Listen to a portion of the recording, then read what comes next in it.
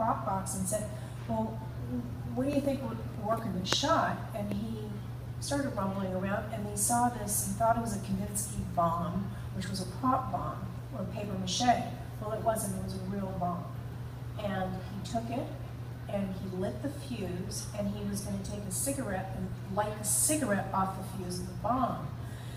And all of a sudden, he said to John, the photographer, there's too much smoke here, I don't think he can get this picture. And luckily, he dropped his right hand and put it down, and the bomb exploded completely, and it went through a 16-foot ceiling. The photographer's assistant got blown away, and a lot of people were hurt, and he just lay there, and he was unconscious, and his hand was dangling off.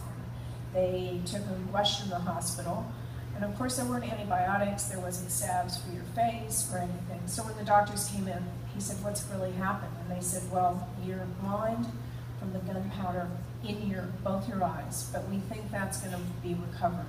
And you've got some scars on your face, and we think that that will in time come back. And remember, this is a leading man who does stunts and gags and tricks and very high physical comedy. But he said, Harold, I'm really sorry. There was nothing we could do about your right thumb and your index finger and half of your palm. It's gone, and there was no way that we could repair it. So from then on, in 1919, he said, okay, I'm going to see if I can get my sight back. If my face comes back, we'll find a way to hide my hand.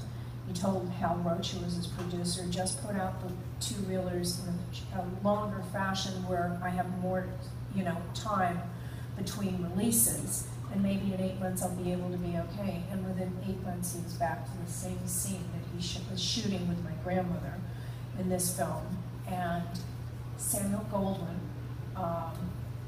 he had a brother who made beautiful, thin leather gloves back east, and he made a fitted glove for him to look almost like it was his hand, and that's how he went back onto the screen.